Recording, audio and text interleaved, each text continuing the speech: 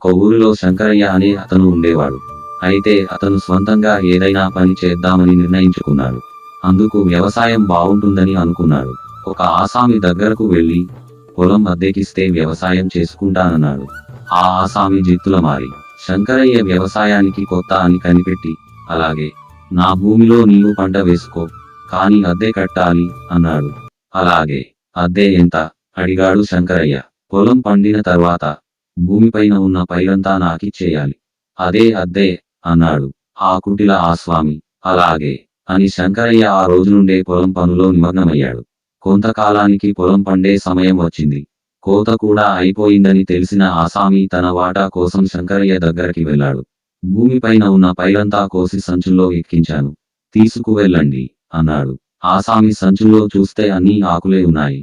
తనను మోసం చేశాడని న్యాయమూర్తి దగ్గర ఫిర్యాదు చేశాడు. ఆయన శంకరయ్య కూడా పిలిపించి విచారించాడు. ఈ ఆసామి చెప్పేది నిజమేనా అని అడిగాడు. అవును, నిజమే అన్నాడు శంకరయ్య. మరి మోసం చేశావెందుకు అడిగాడు. మోసం ఏముంది, ఆయన భూమిపైన పైరు కావాలన్నాడు. నేను వేరుశనగ వేశాను. ఆయన కోరినట్టే భూమిపైనదంతా ఆయనకిచ్చి గింజలు నేను తీసుకున్నాను అన్నాడు శంకరయ్య.